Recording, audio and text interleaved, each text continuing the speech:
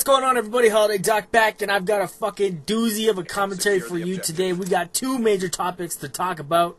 One, huge roster change. Not gonna want to miss this. We got OpTic Nade Shot taking over for OpTic Rambo's fucking spot on the roster. Are you kidding me?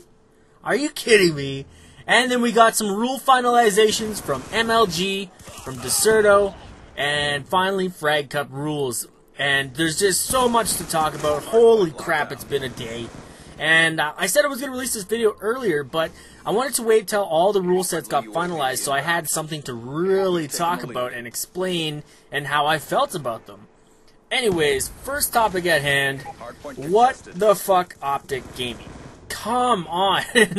I don't see why this is such a big deal to drop Rambo. And I'm going to explain that because simply he could go down to the States for 6 months at a time. It's a travel vacation visa or whatever.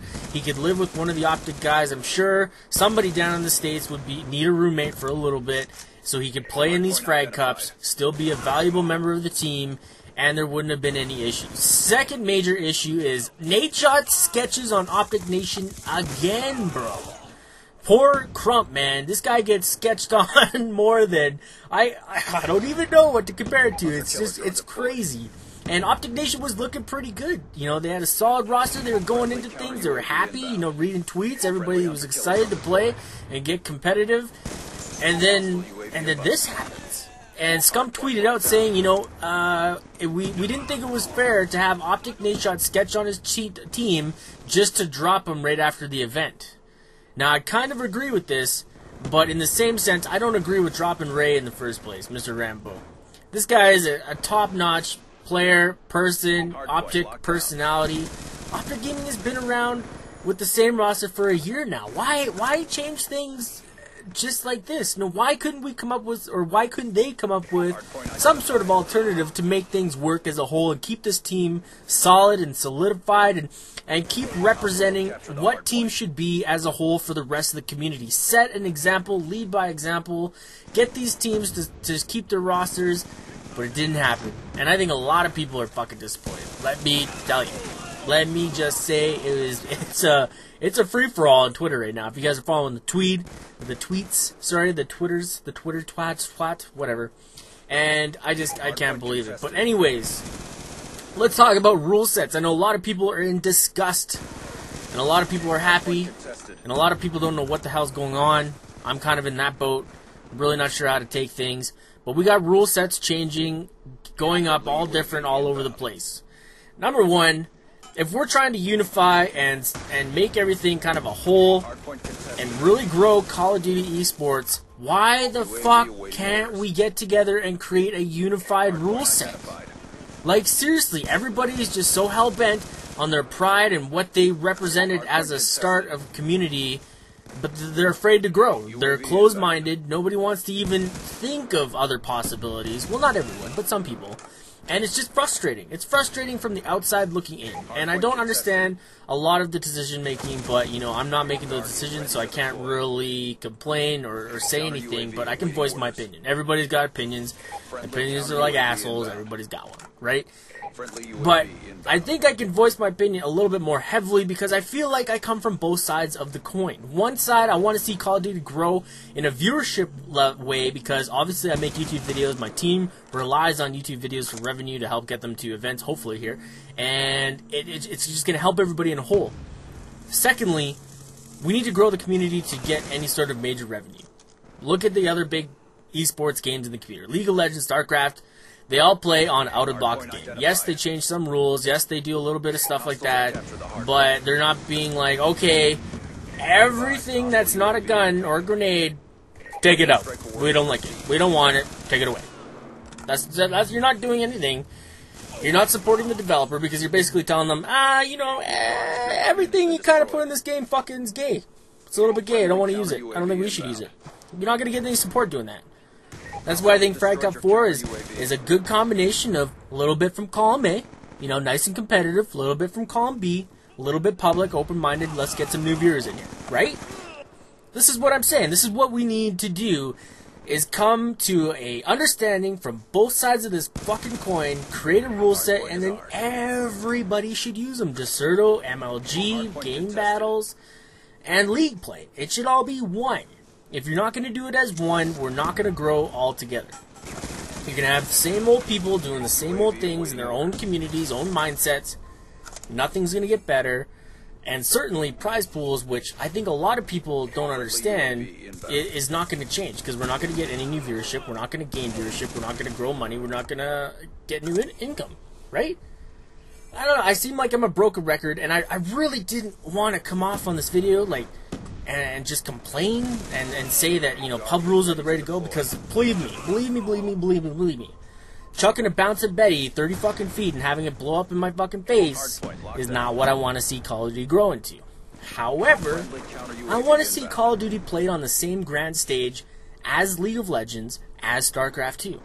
But I realize, and I understand that the only way to do that is to appease a much larger viewing audience. How do we do that? We have to incorporate the public aspect of this game. We're off to a good start. Thank you, Vondar. COD God Vondar, thank you very much for creating league play.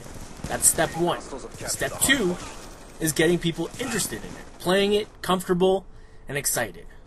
And that's where I think we're kind of getting to. Excuse me. But when we go ahead and take some of the major tournaments and major sites that play competitive Call of Duty and basically say everything that is in league play, we're not going to eat.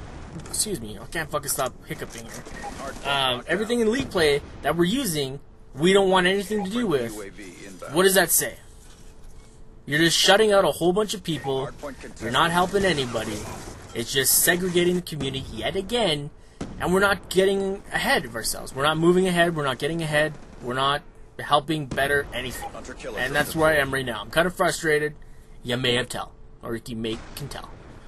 And I want your guys' opinion, because not only do I have an opinion, but I hope all my viewers out there have something to say about this, because I think it's very important, and everybody needs to weigh in on this. You know, and like, I kind of made a Twitter, you know, I kind of followed suit and said, you know, retweet for what option A and favorite for option B. And I basically said, would you rather play Call of Duty in 2013 for $100,000 in total prize payouts, that's every tournament possible, or would you rather play for $10 million? Now that's a ballpark figure, but if we can get like a huge or a much larger audience on board, and we get giant tournaments, like talking thousands upon thousands of participants, I think Call of Duty tournaments could be on a semi-year level as Call of Duty XP. I think we could get to that point where we have that many people interested in this game where they feel like they could justify and support financially a large-scale event like Call of Duty XP more than once a year. I really do. That's what I think could happen. Because if you just look at other games in the esports community, you already see that these guys are selling out fucking stadiums for 100 teams participating. Like, that is the level of competitions I think Call of Duty would love to be at.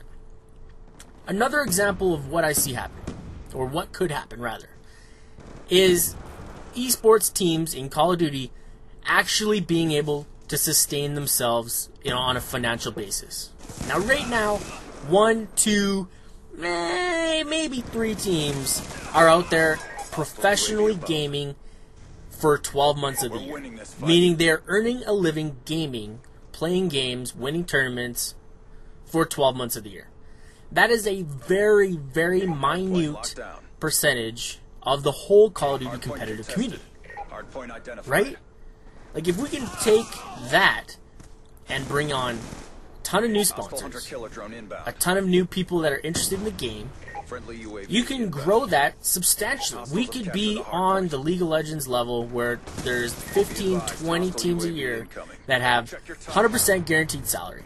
That's my goal for Call of Duty, and that, well, not goal, that's my vision, not vision either, that's my dream, okay?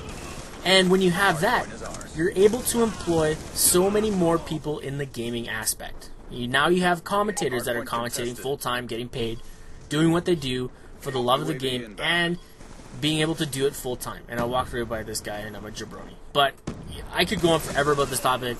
Gameplay is over. This is myself playing in League Play with my some of my teammates and my friends. But if you enjoyed the video, give it a thumbs up. And give your comment down below, because this is something true to my heart. I hope you guys can feel the same, and I'm out.